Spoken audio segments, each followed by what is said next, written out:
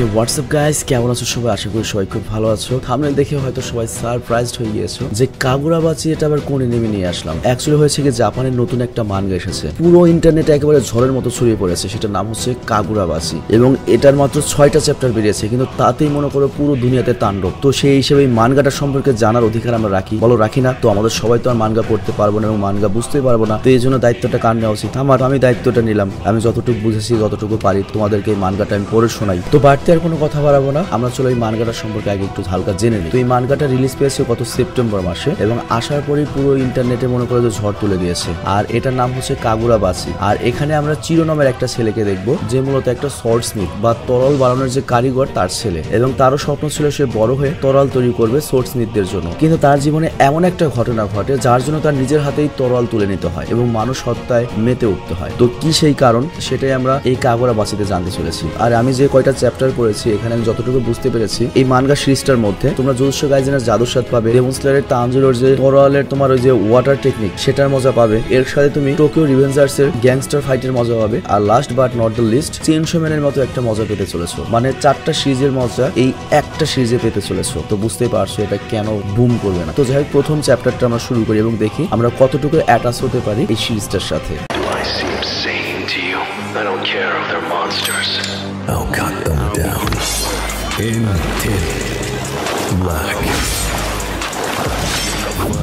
So, who's next? তো এই চ্যাপ্টারের শুরুতে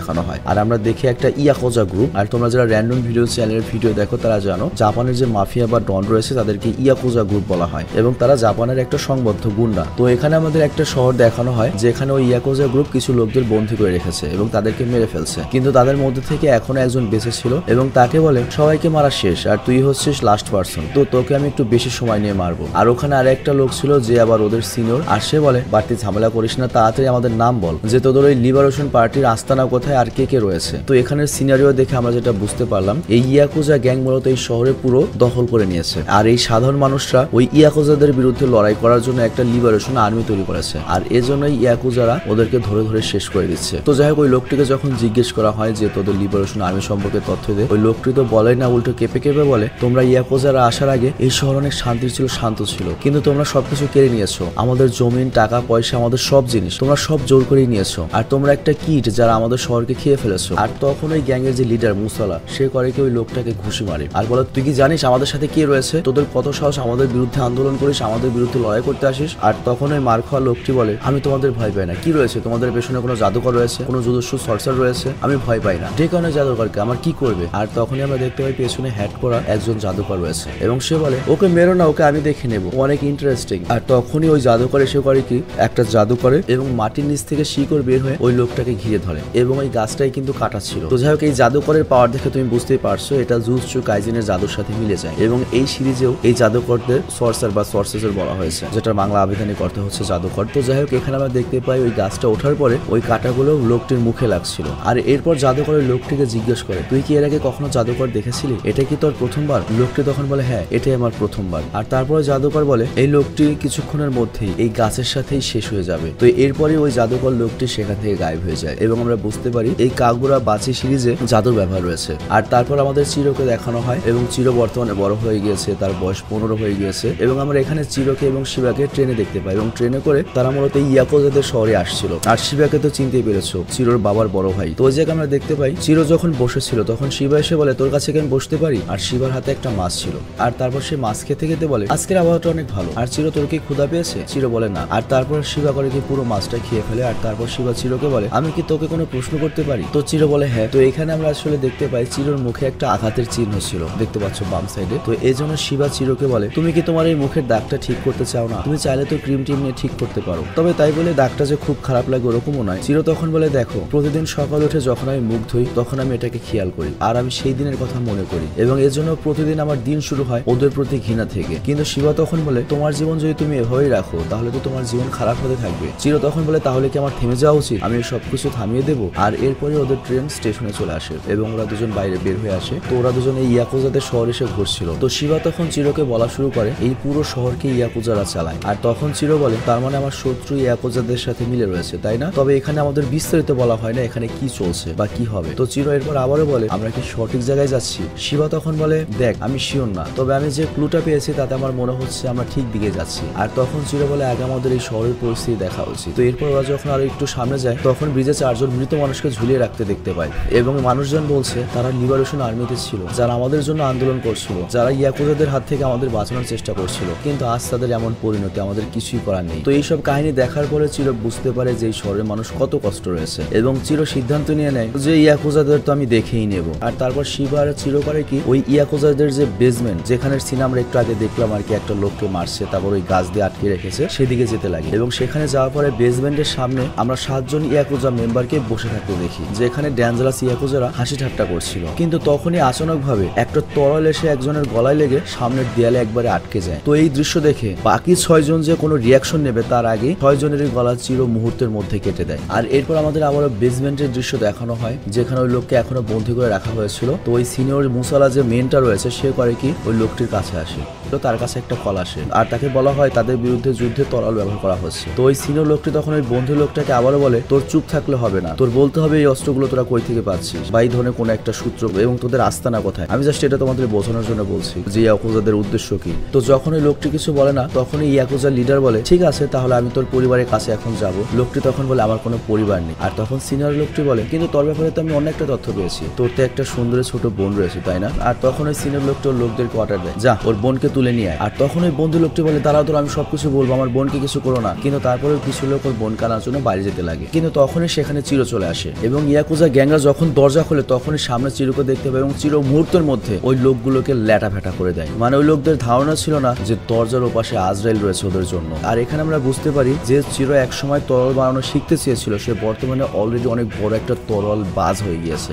আর এখানে উল্লেখ্য চিরোর তরল কিন্তু কোনো নর্মাল তরল নয় এবং তোমরা জানো ওর বাবা কিন্তু স্পেশাল তরল তৈরি করতো এবং চিরোর তরলে কিন্তু জাদু রয়েছে। আমি জুজুৎসু কাইজেনে যেমন মাকির কার্স্টুল রয়েছে সেরকম মনে করো চিরোর কাছে এই জাদুর তরল রয়েছে। তো এখানে চিরো যেটা করে তার কাটানা বের করে N10 বলে, আর এর ফলে যেটা হয় ওর কাটানার দুই পাশে সেই ছোটবেলার দুটো মাছ চলে আসে। আর তোমাদের কি মনে আছে ওর বাবা একসময় okay black gold fish, red gold fish এবং কালারফুল গোল্ড ফিশ সম্পর্কে বলেছিল এবং এক একটার এক এক রকম পাওয়ার। আর ব্ল্যাক গোল্ড ফিশ হচ্ছে খারাপদের ধ্বংস করে দেয়। তো এরপর ছিল ওই ব্ল্যাক গোল্ড ফিশের ইউজ করে সবগুলো ইয়াকুজাকে কচু কাটার মতো কাটতে থাকে। তো চিরোর হাতে যে অস্ত্রটা রয়েছে সেটা ডাইরেক্টলি জুজুৎসু কাইজেনের অস্ত্রের মতো, আই মিন মাকিমার কার্স্টুলের মতো। আর এখানে চিরো যে অ্যাকশনটা করলো মাছ দিয়ে সেটা অনেকটা ডেমন স্লেয়ারের তানজিরোর অ্যাটাকের মতো।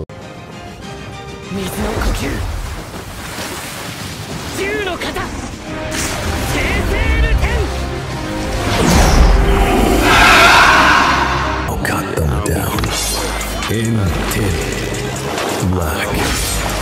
তোমার কাছে কি তাই মনে হয়নি? তো যাই হোক চিরোর অ্যাটাক এত ভয়ঙ্কর ছিল যে চারপাশে শুধু রক্ত রক্তই দেখা যায়। আর এরপরও আবারও বলে নিশিকি এবং এটা হচ্ছে ওই কালারফুল গোল্ড ফিশ, মানে এটা আরেকটা অ্যাটাক এবং এই অ্যাটাকে মুহূর্তের মধ্যে সবাইকে মনে করে একেবারে কচু কাটা করে দেয়, মনে করো সব শেষ মুহূর্তের মধ্যে। কিন্তু জাস্ট দুইজনকে মারে না, একটা হচ্ছে সেই বন্ধু আরেকটা হচ্ছে ওই ইয়াকুজাদের যে লিডার ছিল মুসালা সে। তো যাই হোক ওই বন্ধু লোকটা তখন চিরোকে বলে, তুমি কে? আর তখন শিবা ওই ইয়াকুজার লিডার এবং ওই বন্ধুর উদ্দেশ্যে বলে, ওর নাম চিরু, ওর বাবার নাম হচ্ছে রুকু হিরাকুনুশিয়ে। আর তার কথা তো তোমাদের জানার কথা, সে সবচেয়ে বড় গোল্ড স্মিথ ছিল। আর তখন ওই ইয়াকুজা লিডার বলে, তোমাদের উদ্দেশ্য কি? তোমরা আমাদের কেন মারছো? আর চিরো তখন ওর কাছে এসে বলে, তোকে আমি কিছু জিজ্ঞেস করতে চাই। আর আমার উদ্দেশ্য কি জানিস? আমার উদ্দেশ্য হচ্ছে তোদের মতো কুত্তাদের আমি বাঁচতে দিতে চাই না। আর এরপর ছিল ওই লিডারকে আবারও জিজ্ঞেস করে, তুই হিসা হাগু সম্পর্কে কি জানিস সেটা বল। ওই সিনিয়র লোকটি বলে, তুমি কি বলছো? আমি কোনো হিসা হাগুকে চিনি না। আর চিরো তখন বলে, কেন হিসা হাগুকে চিনিস না যে তোকে পেছন থেকে সাপোর্ট দেয়? তবে তারপরে ইয়াকুজা লিডার হিসা হুগা বা ওই লোকটা সম্পর্কে কোনো তথ্য দিতে চায় না। আর তখন চিরো বলে, আচ্ছা ঠিক আছে, তুই যদি নাই বলিস তাহলে বেঁচে থাকার তোর কোনো দরকার নেই, তোর বাকি সব লোকজন নরকে তোর জন্য অপেক্ষা করছে, সেখানেই চলে যা। আর তখন ওই ইয়াকুজা লিডার ভয়ে বলে, দেখো ওই হিসোকা কিন্তু একটা মনস্টার, ও ডেঞ্জারাস, ও জুজুৎসু প্রতিষ্ঠানের প্রধান। তোমরা যদি ওকে খুঁজতে যাও যে শিকার নিজে বাঘের সামনে গেল, তোমার জন্য এটা আরো বিপদ হবে, আর তুমি খুব অদ্ভুত। আর তখন চিরো বলে, আমি কি সত্যি অদ্ভুত? আর ও যদি মনস্টার হয় আমি ওকে কেটে টুকরো টুকরো করব। I don't care if they're monsters. I'll cut them down.